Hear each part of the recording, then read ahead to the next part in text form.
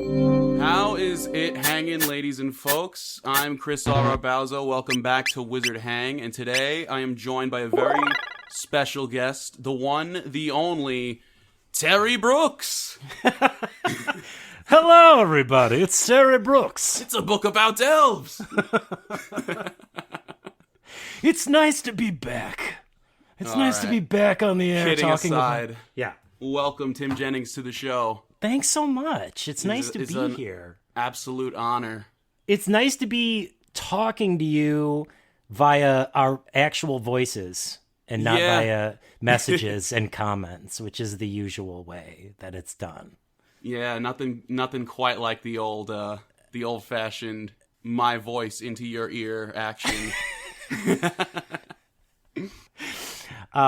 You guys weren't part of this, but I just learned how to use Discord. And, Chris was part of that, so thank you for that. Appreciate it. Quite welcome. All those technical difficulties are behind us. It's 'cause I'm 80. You're 46, right? 5. Come on, man. 45? Oh, wow. Oh, you're 46 this year? Yeah, bro. I'm 23. Oh, no. I'm half your age. You know what, though? The world of fantasy, age doesn't matter. Exactly. It's a number, but it's not even a number. Exactly. You're 100%, 420% correct. The Wizard Scroll show is great. Thank you. That means a lot coming from you. Yeah, it's like, listening to it feels like it is kind of some sort of relative removed, a fantasy fiction Tales from the Tavern relative. I definitely picked up a lot of inspiration from that. Like, I was this junior in high school when I first heard fantasy fiction. I was a young, impressionable child, and then I blinked, and now I'm just an adult, and I've got my own podcast I've been doing for 2 years almost. Man, the time flies right by. Yeah, I that show was so much fun to be a part of, and it got me, and I think I said something about this when I released the very last Swordborn on YouTube, but it really allowed me to write stuff that I was not writing at the time, and get really explore that, and it was so enjoyable to do so and create my own world. And man, I loved being a guest on those two shows. And Josh and Dom are so funny. They were fucking great. I listened I when I was listening to that show before, because I knew Dom, and then he's like, "Oh, I got this new show," and I was like, "Oh, I should check it out." And man, I laughed. It's one of the few podcasts that I listen to where I actually laugh my ass off out loud while I'm listening to it. I think that and How Did This Get Made are the only two podcasts that do that to me. So. A show that does that for me. What is it? What could it be? The Lusty Hordecast, of course. Oh, I thought you were going to say the Wizard Scroll. Oh, that one too, yeah. Not only am I the producer, but I'm also its biggest fan. Thank you for the compliment on the Lusty Horde. I appreciate it. Quite welcome. Why don't you talk a little bit about how that whole thing came to be? Because it is truly a piece of media that will stand the test of time, I feel. Thank you. If anybody listening has never heard it, and that's a huge possibility, you check it out. It's still all the episodes are still up wherever podcasts are found. You can find the Lusty Horde. I started doing a show years and years ago with Dave, who was Dave Park, who was on the Lusty Horde with me, and Andy Trask, and another guy, Brendan McLaughlin, and we actually did that show live. We would do that show live in theaters. Yes, that was your improv group, right? Yes. And we would take a few suggestions at the beginning, and then we would just improvise these weird fantasy and horror and science fiction stories live for people. And it was fun, and we kind of had a little, a sort of a cult following, but it was hard for the average person showing up to a show not knowing what they were going to watch to get into it, because it tended to be really weird, and also not everybody's down for fantasy and science fiction when they're not expecting it. Yeah, I can imagine that, because it's a pretty niche thing. Yes, absolutely. Sure. And a lot of the humor is sort of inside. that world. Like, you have to be familiar with tropes of those worlds to really sort of get on board. Like, if you don't know what an orc is, you're probably not going to have a good time. Right. I remember when I first started, I showed like the script for one of my first episodes to a friend of mine, and she was like, "What's an orc? Is it like Shrek?" And I was like, "Yeah, that's pretty much it." It's like the quickest explanation you can possibly give for that. Yes, I like that in the Wizard Scroll canon, Shrek is an orc and not an ogre. Yeah, it's like DreamWorks is a studio in there, and then they made an animated film called Shrek, and it's just about an orc. So after we were doing the show for a while, we were like, you know what? We should try to record this and just like to do audio versions of it and put it out as a podcast. And so we literally went and got a theater space one day when there wouldn't be an audience, mic'd ourselves up with lav mics and tried to record one of our shows live. And it was a fucking disaster. That sounds like a lot of echoing involved. Yes, it was. It was mics falling off of people because we were like, when we do it on stage, we're very active. We actually move around, and we, like if we're using a weapon, we're actually like swinging our hands like we have a sword in our hands, and so mics were falling off and cutting out, and it was a disaster. And then we tried to actually record our live shows, and that was slightly better, but still not great.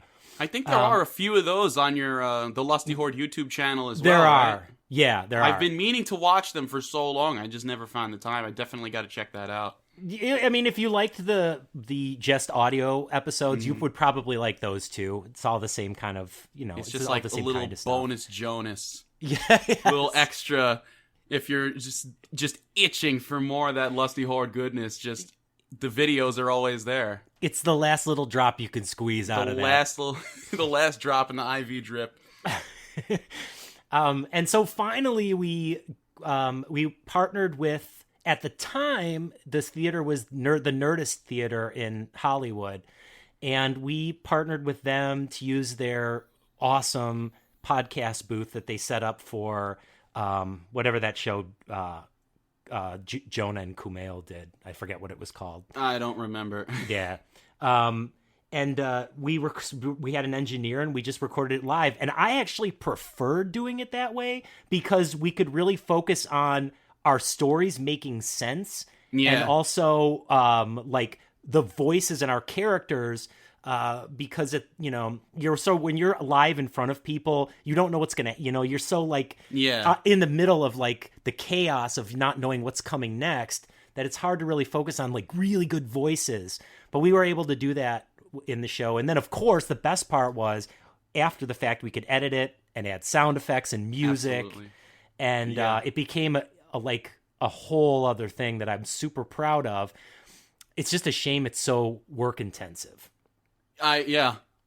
Just doing my own show like in similar style for this long, I can totally tell why there are only 6 episodes and like 3 holiday specials. Like, there's a lot of work that goes into that.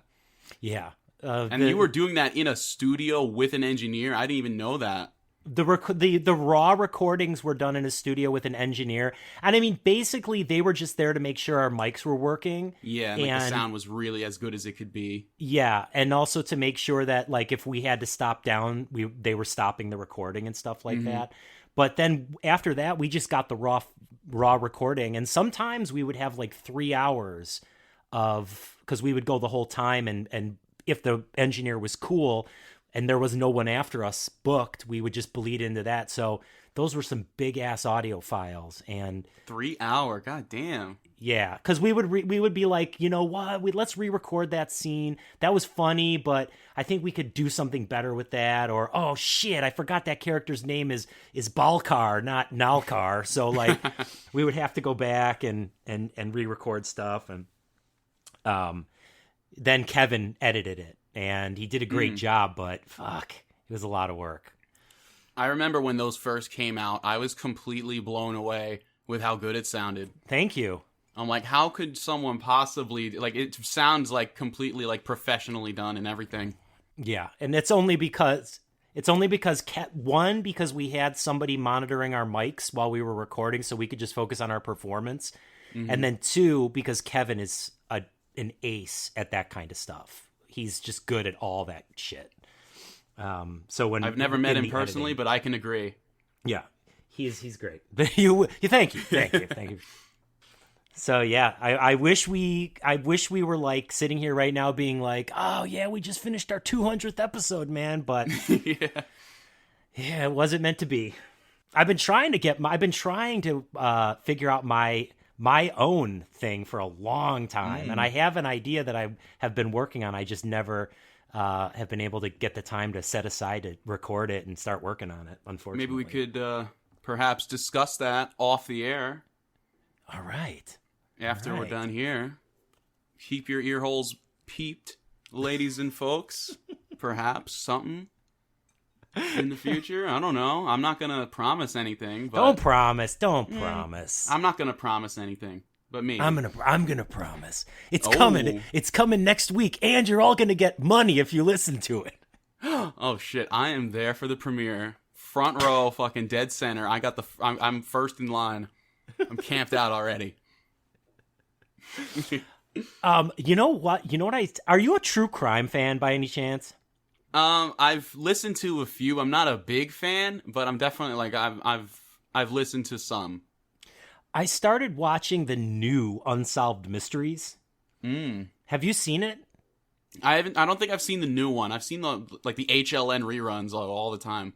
No, those are good for their own reasons. I feel like that's like good background. Like you're trying to sleep, you want like something. You got Robert Stack. Yeah, that's in soothing there. Sound. Yes. The new episodes, and I didn't watch it because I was like, I'm not really down for a reboot, like with a host and stuff. But there's no host. It's done like a documentary. Oh, no way. So it's more like I don't want to say like Errol Morris. I don't know if you're familiar with his documentaries. No.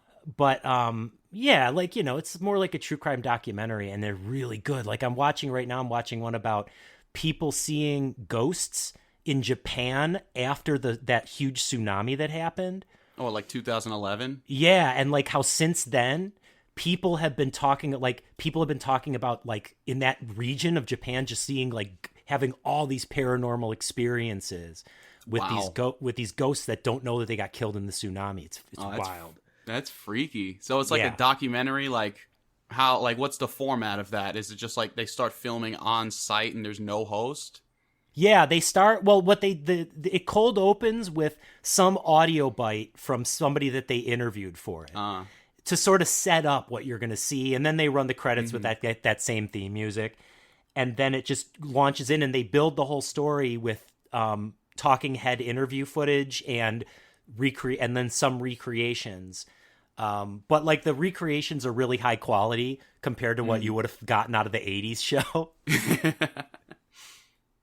Yeah, I can imagine. Like production quality's probably gone way up. Yeah. Which, by the way, would be another reason I would say is good about the old one is like the cheesy recreation. It's just like so bad it's good. It's funny, and then and you still get a gripping story out of it too. Yeah. It's got everything. It's got the best of both. So, I'm making a plug right now for Unsolved Mysteries. Oh, of course. You can plug whomever you wish. I'm going to see how many plugs for shit that's not mine I can get working at this. Mr. Mysteries, you've been officially shouted out. Oh, I just got a text from Mr. Mysteries. He's thanking me for the shout out.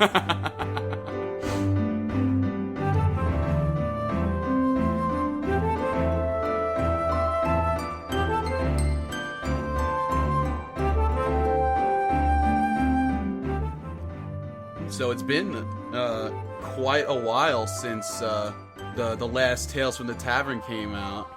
Yeah. Between then and so, what have you been up to for all this time? You just been in your crypt? I've just been in the crypt. I got put back into my sarcophagus, and then I couldn't get the lid open for a long time. Like it was stuck. And someone finally came along looking for treasure, and they opened it, and I had to kill them, but I didn't want to, but they let me out. So you got to. Now I've been basically just taking care of my kids and existing in this fucking insane world that we live in now. Oh yeah, we are in insane times for sure. And I got a job that I love so much, working with ridiculousness on MTV. I heard about that. That's in your like Twitter bio, right? Yeah, I love it. It's I have to put it's a little annoying that I have to put it in my bio, in all my bios, but I have to. Yeah, because I have to contact people. It's not the show doesn't require me to do it. It's not like they told me you better put this in your bio, bro. You must. This is part of your contract. Yeah. It looks like your bio doesn't mention us anymore, Tim. What's up? I did it. I have to do it because part of my job is reaching out to people on social and like trying to get them to like let us use their videos. And so I like just have that up top so people can see it when they like, who's this fucking guy? Oh, so you have it out of necessity. Like it makes things a little bit clearer. Yeah. That makes sense. So have you met Rob Dyrdek? I haven't, because when they hired me, they had already gone into no audience and no like only essential production staff when they filmed the live episodes. So I've not met him. I've only met people that are producing the show. I haven't met Rob at all, but I mean, he sounds like everybody loves him. So he sounds like he's a really cool dude. And yeah, I've been watching him for a while, like since I was a little kid almost. Right? I hear that from so many people are like, yeah, I've been watching Ridiculousness since I was a kid. Yeah, it's been out for a long time. It's been out forever. I don't even know how many episodes of the show there are, because we were like, just in the last 2 years, we've produced a ton of episodes. So, I mean, I can't even imagine how many they have. It's insane. It's MTV's most watched show. And for good reason, too. Yeah, people love it. You know who else loves it? Eddie Murphy, man. Eddie Murphy. Big fan. Big Eddie Murphy actually mentioned it in an interview, which I thought was wild. Hell yeah. All right. So he shouted you out. Let's shout out Eddie Murphy. Yeah. And I'd like to plug Eddie Murphy right now. Eddie Murphy, he's like a comedian. He has been in movies and stuff. Yeah, I just like to plug him. So. I loved him in Shrek. Yeah. Yeah. You may have heard of it. It's big in Yerksland right now. He played, I believe his character in the Wizard Scroll version of Shrek is a horse, though. Yeah. Not a donkey. He's a centaur. So yeah, it's been like since we did the last fantasy fiction, aside from like finishing my story, which I was really happy. Swordborn, like years later, you had a beard when you did that, right? Yes. Because it was so crazy how I was waiting for Dom to release the episode. Like he and I recorded one last Tales from the Tavern, and it just never came out. Really? Yeah, I don't know if and that like I read my my last Swordborn on that show, and I don't even remember the story he read. And I think it might have been another Halloween episode. No, it was some kind of holiday episode. I think we planned it that way on purpose. Tim Holiday Special Jennings, of course. Yeah. Today, this episode is in remembrance of Martin Luther King. Thank you. Yes. We're recording this on the 16th. The one holiday I never hit on fantasy fiction or Tales from the Tavern. That's the one. We check the box. Thank you for recognizing that, by the way. You're quite welcome. I encourage everybody to celebrate and remember in their own way. So yeah, it's been a crazy like few years, but in such a positive way personally, even though the rest of the world's completely on fire. Oh yeah, absolutely. I started my own t-shirt shop as well, which is that out. Which is doing very well. Link that in the description right now. You can click on that, maybe buy a shirt. It's called Friendgate. You don't have to buy anything, but check it out. I'm very proud of it, and I did that as I made posters for my neighborhood when the pandemic started that said wearing is caring, and it was just like to promote people wearing masks around our neighborhood when they're around businesses and stuff. This was super early in the pandemic. Yeah, so like March, April 2020, everything was just starting to catch on fire, really. Yes, absolutely. And so I made these posters, and I distributed them around the neighborhood. There's some of them are still up in our neighborhood, actually, even now.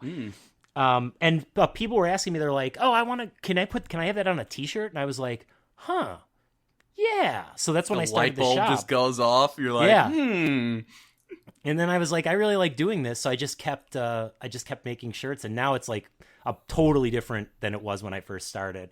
But it's an awesome hobby, and sometimes I get a little extra scratch from it. You know what I'm saying? Hell yeah, that's great. You got all this stuff going on. You got ridiculousness. Weren't you on Great North? Yes. At one point, yeah. I think I remember seeing something about that. I did 2 seasons of the Great North. Season 1, I only did one character on season 1.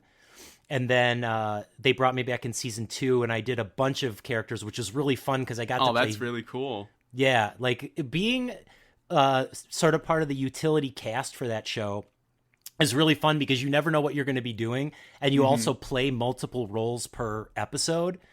So one of the episodes that we did, I was playing a guy who it was opening up a cuckoo clock factory in the town and like was doing like this TED talk about how important cuckoo clocks are going to be for the town. And then also I think it was that same episode, I played like I did like a really quick bit as a character from a 80s French crime show. Like it would basically a French Canadian version of Magnum PI, and I was the bad guy. God. And I had to speak French in it, but like really, like I had to be really. And that was really fun too. I don't know if the show is so much more popular now that it's established that it's harder. I don't know if I will actually make another appearance on it because they bring in a lot of actual celebrities to do voices on it now, even if it's just minor roles. And they've got a lot of other regular cast members that they need to sort of service before me. So I'm keeping my fingers crossed. I would love to do more because they're awesome, and it's a funny show. That's really interesting. I didn't know you had such so many different roles. I thought it was just one. I never actually. I've seen like maybe half of one episode before. I definitely got to check that out then. Yeah, it's you probably, I mean, you most likely might not even know that it's me if you hear me in it. Like my wife and I watched one episode together, and she didn't realize it was me when she was listening to the character talk. She's like, "Wait, that was you?" I was like, "Yeah, it was me."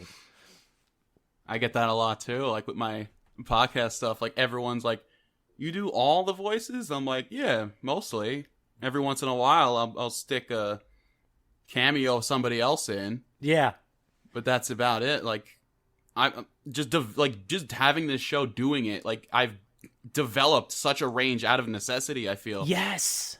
Yeah, that's what happens. That same thing happened to me with doing the Horde podcast. Yeah, you do a lot of voices in that. There was my favorite one was what was it? Isla de la Sangre. What's his name? The DJ Robbie Fresh. That's it. That's the one. Yes. DJ Robbie Fresh. That's such a weird episode, but I love that one. That one's so great. Like, I actually went, like, I listened to that episode, like, right after I got back from vacationing in Cancun. Uh-huh. And it was literally the plot of that. It was like, I got to the breakfast buffet, and there was a DJ there. I'm like, what the DJ? Yes. And then I went to, what was it? This place called Coco Bongo, I feel like, got a lot of someone from, I have a feeling like someone from your group went there, and that seeped in as well. Because it was like Jim Carrey's The Mask was running around. Yes. It's fucking wild over there. I've been to a Coco Bongo before. Oh, I went to, shit. I forget where the one I went to was. But yeah, it's ridiculous. That place, it's enrapturing, really. Like, you look up, you see Michael Jackson dancing there, you see Jim Carrey come out. Yeah. The yellow suit. They're like walking in the street. Like, they love The Mask over there. I was wondering, what is the big thing? Like, why do they love him so much? Like, this movie came out so long ago, and then I got into Coco Bongo, and they performed the like the scene, like the dance scene from that on stage, and I was like, all right, that makes sense. Yeah, I think I was like, I'm pretty sure that I was laughing the entire time that I was there because it was like every new character that came out on stage to do a routine or dance, I was like, what? Why? This is insane. Pirates of the Caribbean. Powers. You got Austin Powers at yours? I didn't see that. Oh, of course we had Austin Powers, man. Why wouldn't you? I want to see that show now. What?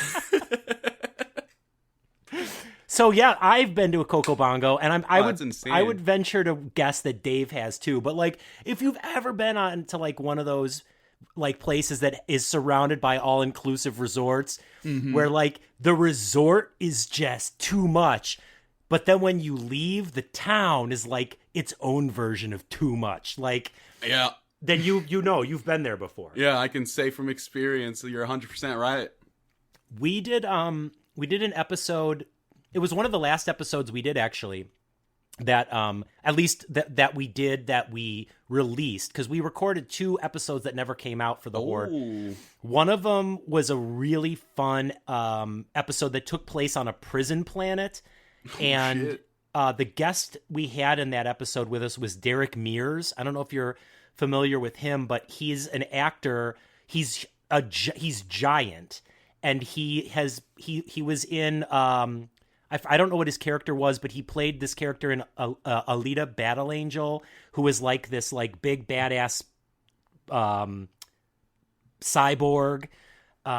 He was Jason in the reboot of Friday the 13th. Shit. He's played the Predator and things. Yeah, he was on, and it was a really great episode. And then we did another episode with I don't remember her name, but she was great too. But one of the last episodes we did was a Transformers parody. Plyborgs, right? That one came out. That one was fucking great. And I was doing the voice of the Megatron character and the Starscream character. So there was this section of our recording where it was just me having a conversation with myself. Just going back and forth. Yeah, and like turning my head to one side of the mic or the other as I was sort of like to wrap my head around who I was at each given moment. Yeah. And I put that on my fucking reel, my like voiceover reel, because I was like, and made sure like people know, like, yeah, I'm doing both of the voices in this scene nuts. at once and talking to myself. Like how fast was like the alternation that you had to do with that? I was doing it in real time. Real time. Oh yeah. Shit. So like it was pretty much the speed of the conversation is pretty much where how I was doing it, how I was talking, or how you hear it on the episode.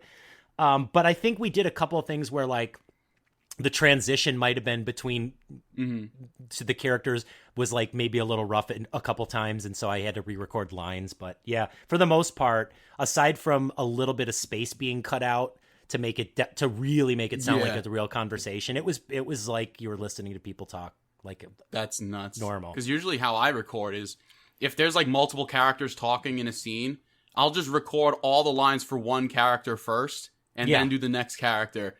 It's way easier to stay in character when you just focus on one voice. Oh, for sure. But it's a hell when you're editing. I spent I was editing my most recent episode of The Wizard Scroll. It takes me so long to edit now because I've got a 40-hour-a-week job while doing this also. It is like I got it takes me a month to put an episode out these days. Yeah, I can imagine. Good for you for still doing it though. I mean, that's I'm just enjoying it. I'm gonna keep doing it for as long as I can.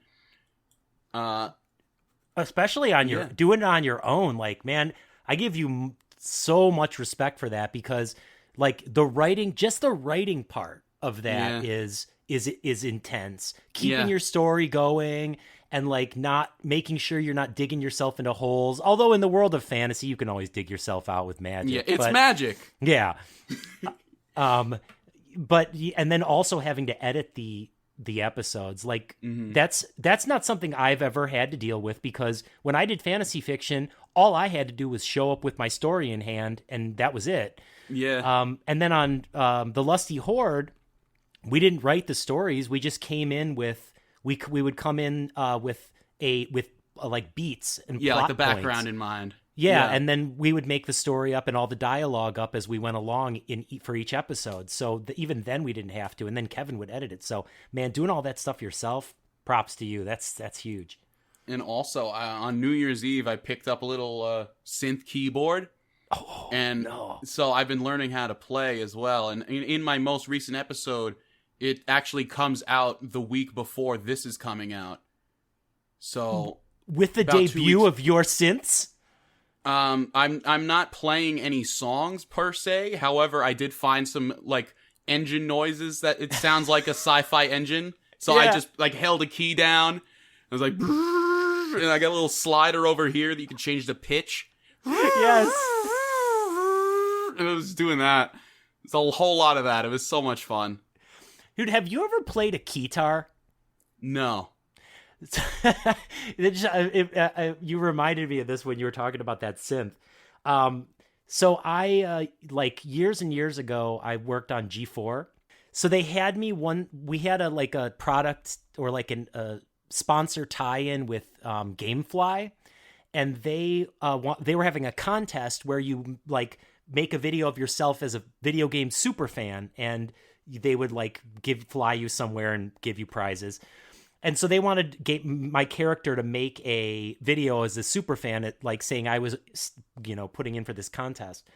And I was like, okay. And I wrote the sketch and what I wanted to do. And I had them rent me a keytar.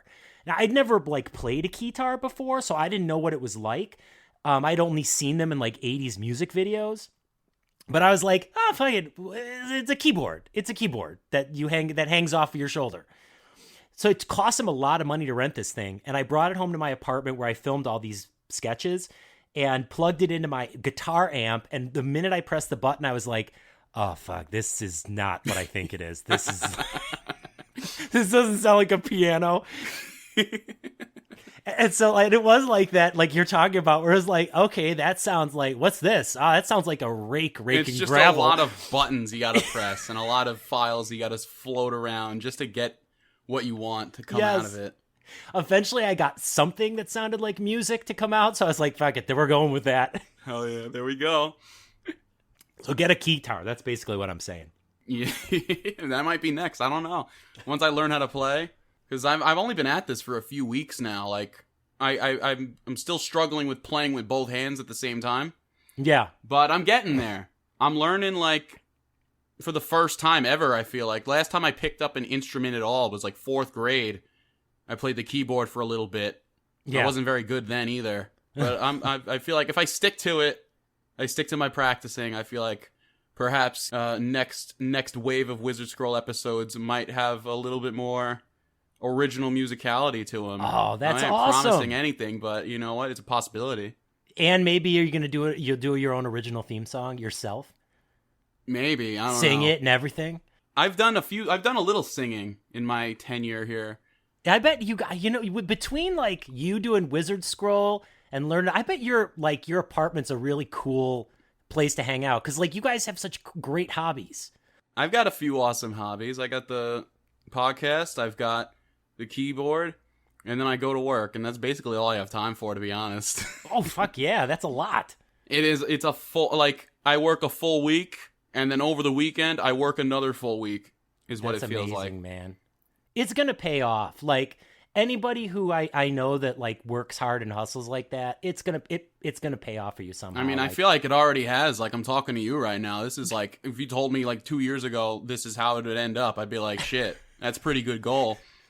And I feel like I haven't even gotten anywhere yet, and I'm already here. That's great. That's cool. Yes. And by the way, I'm sorry to tell you this, but your show is being taken off of the internet. This is the last episode. This is as far as you're going to go. This is it, yeah. The Crystal's quest ends here. But you know what? It's been a run, man. It's been a run. Yeah. This is where in the editing, this is where you're going to add in like a really great like triumphant music, and then just a montage of great moments from your show thus far. What's that song that plays every graduation? Pomp and Circumstance? Na, na, na, na, na, Oh, that song. That song's playing during all the moments. You're just like, all right, I know you guys can't see it, but you got to think, this is what was happening? Yeah, Crystal and Scarletta are fishing at a lake right now, and Schmo's underneath the water. Or something. You don't see it, but there's a really detailed and stunning picture of that.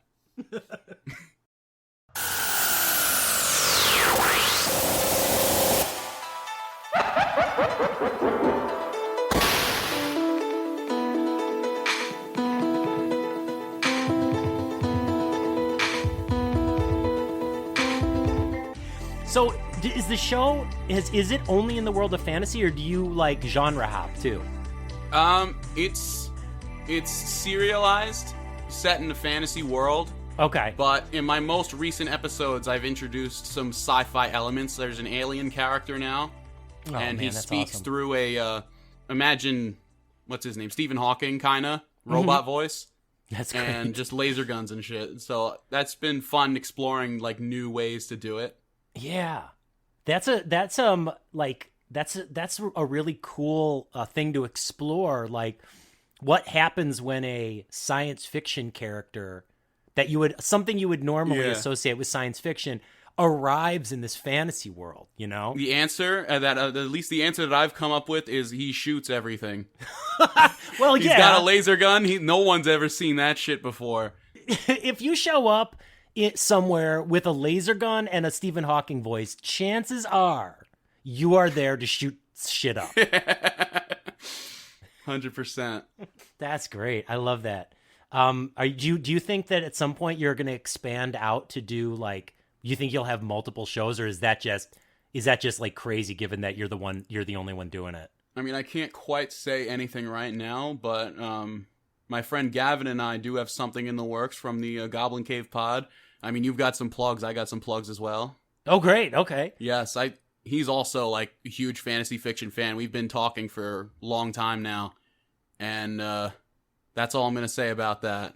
Oh, man. Well, that's not all I'm going to say about it, because right now I'd like to plug that Unknown Mystery Show that Chris and Gavin are working on. I'd just like to put a plug in for that. Yeah. Add it to the list. So far, I've got Unsolved Mysteries, Eddie Murphy, and Your Mystery Project. Mm-hmm. These are all quality things. I couldn't ask for anything better than that. Yeah, you got the trifecta right there. Can I ask you a question? You just did. Are you going to, I know I did. Are you, like, back in theaters watching movies? I would be, honestly, but I just don't really watch movies. Okay. Last movie I've seen was the Impractical Jokers movie in, like, February of 2020. Yes. And there was, like, nobody in there. It was so weird. Oh, wow. You watched that movie on your own in a theater? Yeah. No, I was there with, like, my brother's girlfriend, some friends of mine. We went there, and there was, like, maybe between the 5 of us, there were probably, like, 8 people in the theater. And this was February. That's weird for a comedy. Yeah. I mean, I heard that movie didn't really do that well. It was great, though. It was actually really funny.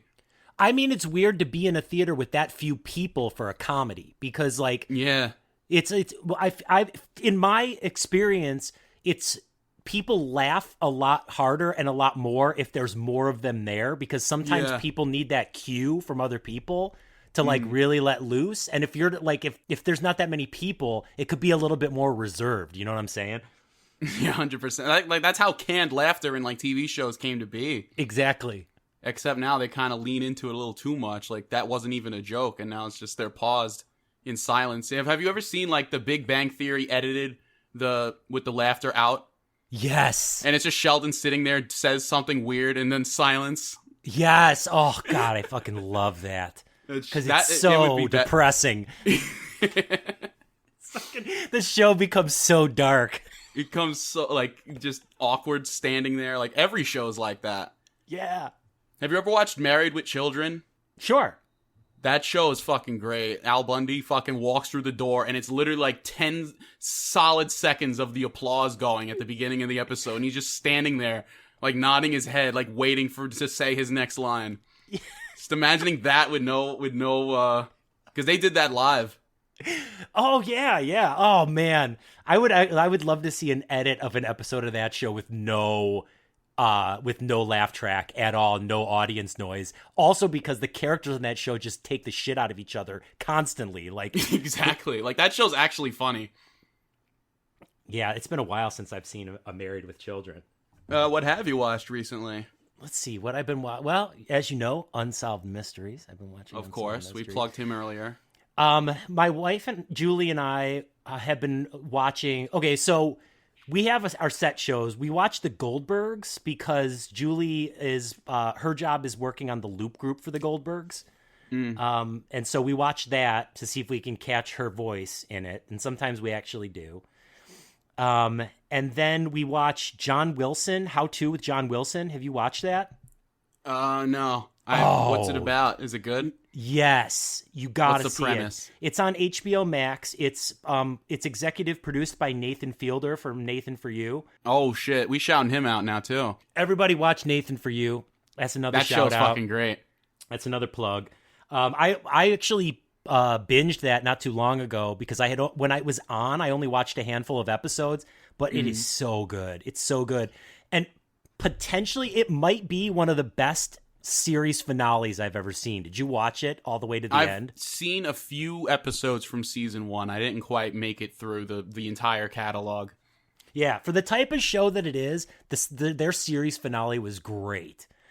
So it's John Wilson, How To with John Wilson on HBO. It's on HBO Max.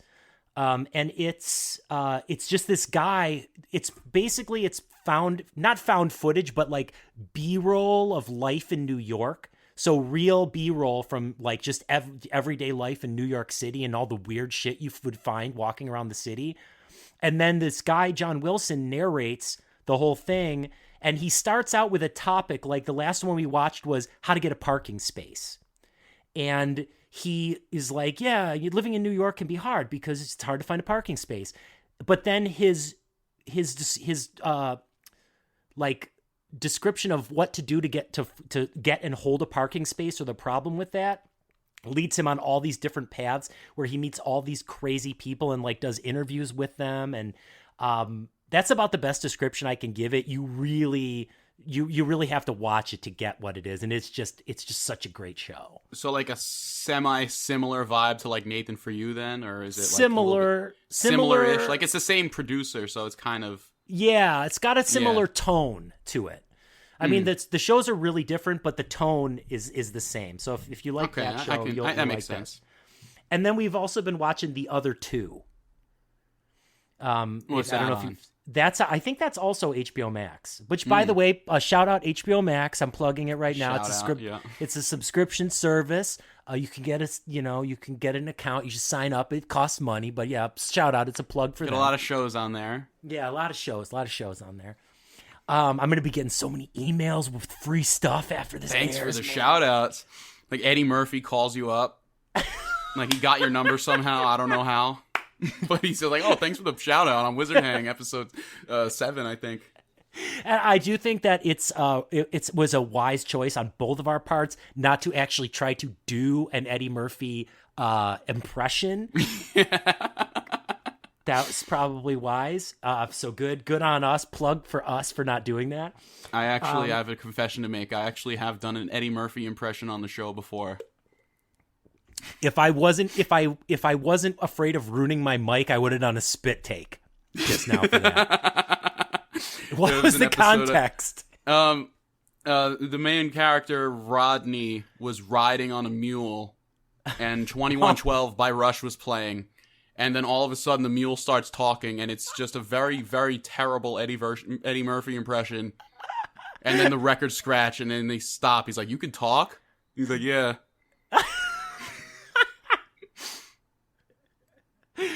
All right, well, that's okay. So there was context for that there, and that might not have been Eddie Murphy.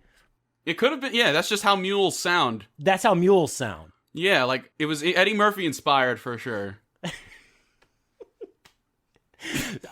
So the other two is on HBO, and it's about these this brother and sister. They're older, and they are like kind of down on their luck. The brother's an actor, and the sister's just unemployed, kind of like just an unemployed loser. And their little brother makes a viral video and ends up becoming a pop star named Chase Dreams. Oh shit, that's a good name. And so the show is just about them being in the, like, living their lives and being part of the life of this kid who is like now a superstar, viral superstar, but is a teenager, and they're huge losers. That's hilarious. That's great. It's really funny. The writing's excellent, and the performances in it are great too. Speaking of HBO Max, I've watched. Have you ever watched Samurai Jack? You know what? That's not something I ever got into, even though I feel like I would love it. It is fucking great. Like I could not get into it as a kid when it was coming out, but like when I was a freshman in college, that was my weekend ritual. Was I would put on an episode of Samurai Jack and like watch it, watching that at the age that I was, like, it fucking knocked me out of the park. I was like, oh my god. Like, I watched the whole series right as the reboot was happening, around there. Oh, okay. All right. So how did it compare?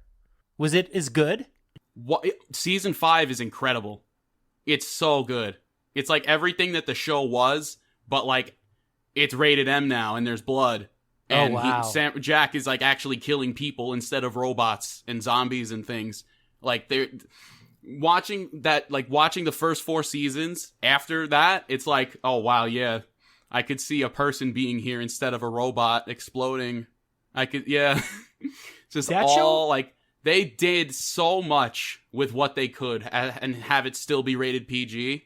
Yeah, it's nuts. Like, as an adult, I can watch that show like every.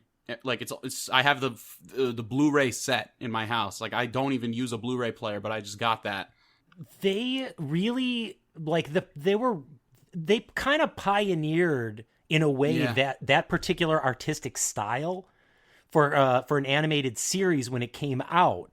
Mm-hmm. Because I remember seeing like ads for it and stuff and stills from it and going, God, it's like a throwback, but it's just really cool looking. And I feel like since then, a lot of other animated shows have sort of taken up that style. Mm-hmm. But so it kind of, like that contribution, I feel like gets a little bit lost. But when it came out, there really weren't any other cartoons that looked like Samurai Jack when it came out. It was pretty groundbreaking. It really was. Like, plus the way that it was told, it was like just that's like the only show that was on that you could watch, and it would be a straight up 3.5 minutes of no dialogue, just like Jack running around doing shit with and it's just like a montage of things going on. Yeah. Like, any other show would be like, oh, like, there'd be 2 characters talking throughout all that whole thing. Mm-hmm. Another show that does that really well is actually by the same guy, Primal, also on HBO Max. Huh. I've never heard of that one. Stellar show. It's literally like the same guy who does Samurai Jack. It's no dialogue at all. Whoa. It's about a caveman and a T-Rex, and they become friends, and they just kill a bunch of prehistoric characters in life and dinosaurs. It is brutal. It was on Adult Swim. Their first season came out. It was really good. I have an image in my head of that now that you've described it. I feel like I've seen artwork from it before. It's insane. Worth a watch for sure. It's so good. So basically, what we're saying is, like, all the good shit is on HBO Max. Yeah, you could say that. Except for Unsolved Mysteries. That's on Netflix, folks. Here's Wizard Scrolls on Spotify. That's not on HBO Max quite yet. Eddie Murphy is a human actor. He's out in the world. You can see him in a variety of places in real life. Yeah, that too, yeah. In a dark, distant realm of magic and might, a band of warriors gather across space and time and length and width and girth to experience adventures beyond the imagination. Battle-weary and worn, they traverse the worlds of science fiction, fantasy, and horror to bring you epic tales of lore and lasers, demons and daemons, robots and brobots. This is their quest. These are their stories. They are the Lusty Horde. Power, glory, live inside of you. And when evil forces rise, you need the strength to pull you through. You must believe in the power of might and the mighty power that guides you. Together we will survive through the darkest nights. So say it, the Lord. Yeah, I'm just sitting here cracking my back like I'm in pain. I've been sitting at this desk for like I go to work, I sit at a desk, I come home and I sit at this desk. You're in the middle of not your healthy. weekend workday. Yeah, after this I'm going to take the rest of the weekend off. I got work tomorrow. I got to be up at 6:20. No. I know, like for MLK I have to go to work. No. That's not fair. Yeah. It really isn't, but it's all right. Like I go there, I got an exercise ball now that I sit on instead of the chair.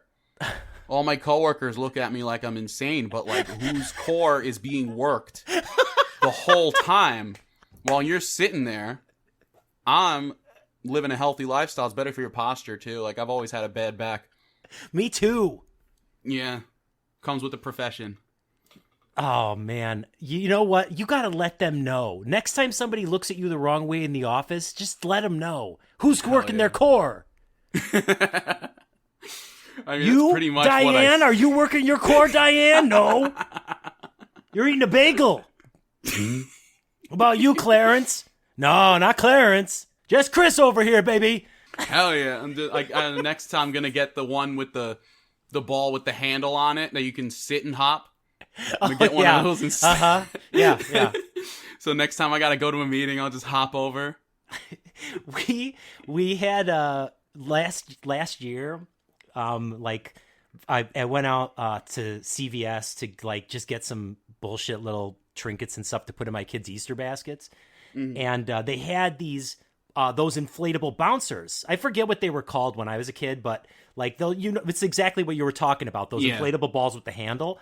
And I was like, "Oh shit, they got those things! I'm gonna get one, each one for my kids. They're gonna love these things." So I bought them, and I was a bit taken aback at how cheap they were. But I was like, "Nah, it's because it's CVS." So I got them home, and the kids, I put them in the kids' Easter baskets, and they saw them, and they were like, "Oh, it's those things!" And they got super excited, and we inflated them, and these things were so fucking small. I don't even know what kid would be able to ride on these balls. They were so small. They were like toddler level or less? Man, a baby? Maybe? A baby like a 1 month old? Yeah, like if a baby had the leg strength and the just the core strength to hold itself up and bounce, this would be appropriate for a baby. So like the size of a basketball, I'm hearing? A little bit bigger than a basketball, but you're on the right track. You're on the right track. That sounds terrible. It was terrible, but God, my kids, they still tried. They still tried. Good for them. Hey, Dad, we're doing it. Oh, you guys, good for you. You're having fun with it. I've gone through so many beverages since we started talking because Really? we went on I literally got home from this long hike with my family and then came into the office to sit down to fire up the microphone and stuff. I did not intend to go on such a long hike. And I told that much to Julie on our way home. I was like, I got to go do this show. I didn't want to be exhausted. You know, I wouldn't have been able to tell the difference. You've been the perfect guest. Oh, well, thank you. I also did a lot of cocaine right when I got in here. Oh, well, that'll do it too. Yeah. Like, that's just part of the industry. It's the industry, baby. It's the industry. I got to do a podcast. Yeah. Couple bumps and I'm in there. Comedy Zone. Oh, man. I'm really. What kind of? Tell me about your synth. Tell me about this piano. I'm interested about this. Oh yes, I love musical instruments. I have it next to me right now. The funny thing is, I'm in a very small office, and this thing is very large. Oh, it's quite unwieldy in the space I'm in because I'm basically in a hallway with a desk in it. It's kind of my setup currently, and this piano, like, I was gonna get like the 25 key one, like a nice tiny one. The lady at the store sold me on the 61 key one. Like, this thing's triple the size of what I was expecting, and it does not fit anywhere, so it just kind of sits here. It's the Oxygen Pro. It's got a lot of bells and whistles on it. There's a lot of buttons. I don't know what they do. A lot of knobs that I've tried to work with, and they don't do much, unless, to my knowledge. The keys work, though. They're pretty nice. Did you get it used? No, I got a new one. I went to Guitar Center on New Year's Eve, actually. Nice. It was like New Year's resolution. Practice every day. Maybe I can use some settings on here for my podcast. And lo and behold, episode 210 came out. When you're hearing this, it will come out a week ago. And I believe 2 weeks from now, I think. No. This Saturday, the 22nd. So, perfect time to catch up with the whole rest of the series. So what everybody needs to know when they hear these sound effects, guys, what you need to remember is that Chris is in a hallway, and he doesn't have enough room to stand in front of the keyboard. He has to stand next to the keyboard and play it off to the side. That's even more impressive. I got like a little a shelf in my desk that comes out, so I have to scoot back just to like fit it where I'm sitting. And it's in a very uncomfortable position as well. So I have a little table as well that I have for a little bit lower. It's like a mess. Like, you got to see like my mic setup over here is just, I got a box with some foam in it and a pop filter. And I just stuck the mic in the box.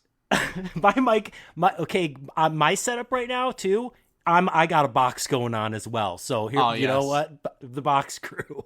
Box crew right there. It's really effective. Because versus you get this foam padding for the whole room versus just a box that you just stick the mic in. Yes. So much. It takes a lot of room though. Right now the mic I usually record standing up, but like for these I sit down. Yeah. So the mic is out of the box right now. That's why we're coming up with all these wild out of the box ideas. You're literally out of the box. Hell yeah, literally.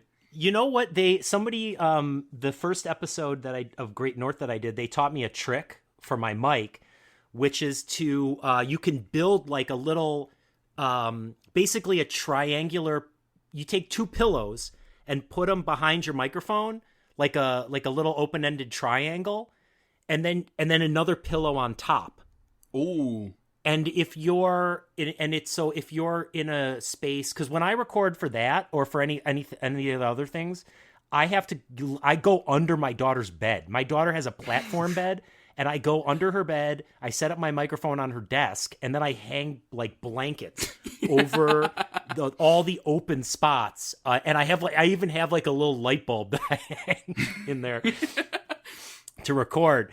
But it does the trick. It soundproofs it. But then when you put this little like pillow fort around your microphone with the top on it, it's like super insulated. Yeah, I actually, before I got my current iteration, I did have the two pillow method as well. Nice. And some like egg cartons on the wall. Oh, egg cartons. I never thought of that. Yeah. It's like when I was doing season 1, I just had egg cartons just hanging on the wall. They didn't really do much because I didn't have enough of them. Yeah. And then I moved on to pillows, and then I moved on to box. And that's the history of that. I just have egg cartons over my windows because I'm crazy. Oh, yeah. That'll do it. I'm thinking about like your setup. You were talking about your setup with your keyboard, how you have to scooch into an uncomfortable position. I'm like, damn, as a person with back problems, it's like one day you're going to go to a doctor, and the doctor's going to be like, I checked out your x-rays. Have you by any chance been playing a keyboard in an uncomfortable position? Like the doctor comes back with the x-rays and it just looks like a letter C. I'm like, uh-oh.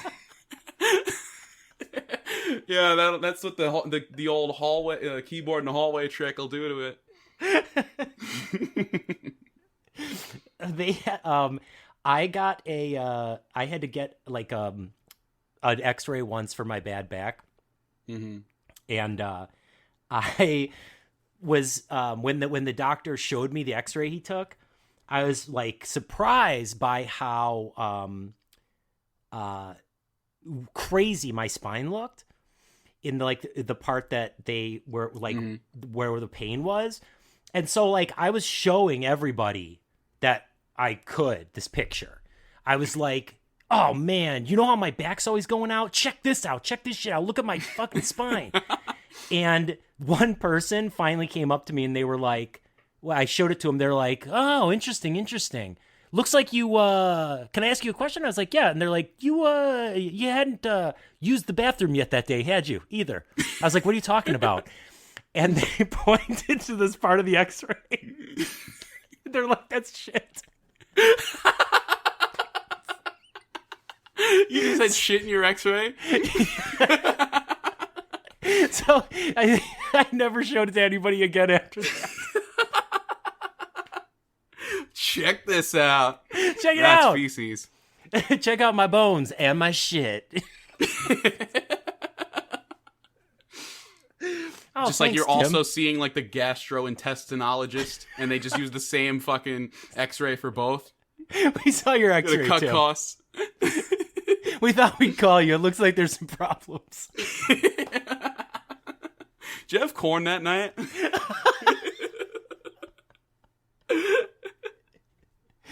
So, folks, don't show your X-rays to people. No one wants to see it. No one wants to see your shit. But my X-rays of my arm. It doesn't matter. It doesn't There's matter. there's shit in there. Mm-hmm. It'll find its way into your arm for the X-ray. Just don't even show it. The doctor comes back. Oh, it looks like you got a textbook case of shit arm. Oh, no, not again. Man, we got there. I remember when you sent me the message on Instagram to join you on the show. You're like, we will get to shit arms eventually. And I was like, no way. We did. We got there.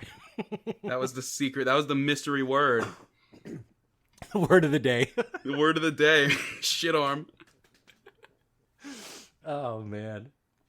All right. So my homework, my takeaway is that I have to get my my show going. I have to get my show up and off the ground. Yes, absolutely. And then I can come back on and promote that here. I'm inviting myself back on. You're always welcome. And you're going to become a master keyboardist. Yeah. That's your homework. I'm going to compose the theme song for the next time you're on. It's just like 3 notes. It's like very John Carpenter. It's just very like 4th grade John Carpenter. Because I think the lessons I'm at right now are like actually in the 3rd grade level. Oh God, you got to start I'm like somewhere.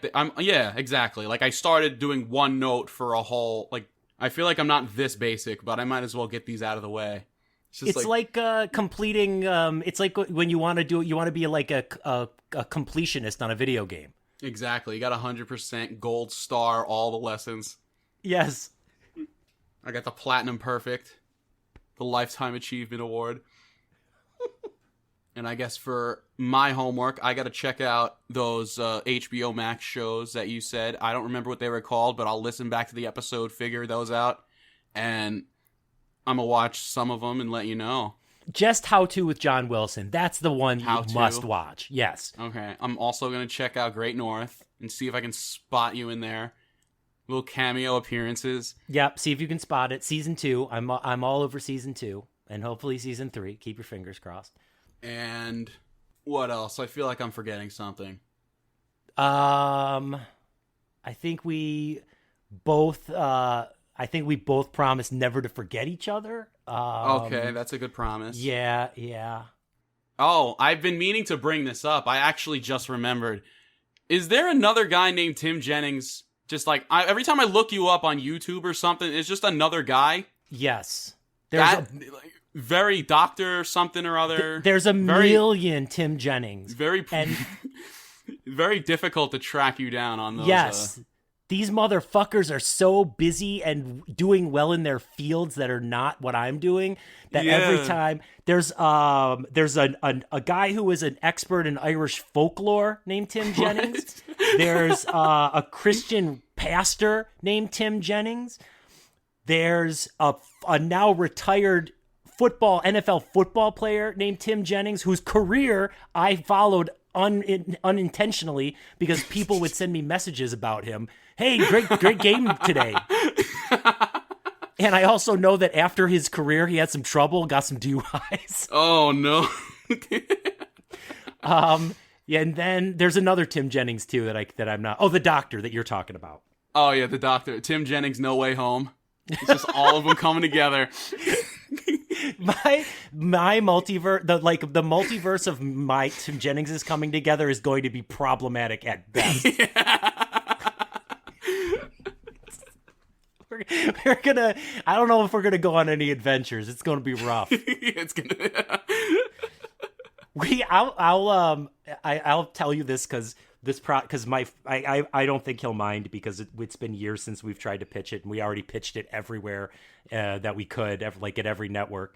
So one of my writing partners, Neil, his name's Neil Gargiulo, and I had written we wrote a pilot for a Lusty Horde animated series that was like it was like a like sort of a bit of a departure from the show, and it had set characters, and it was just about these characters like jumping through jumping from dimension to dimension. And we actually we're pitching this around the same time that I'm sure that they were pitching Rick and Morty. Shit. And Rick and Morty ended up being a show that happened. Ours did not.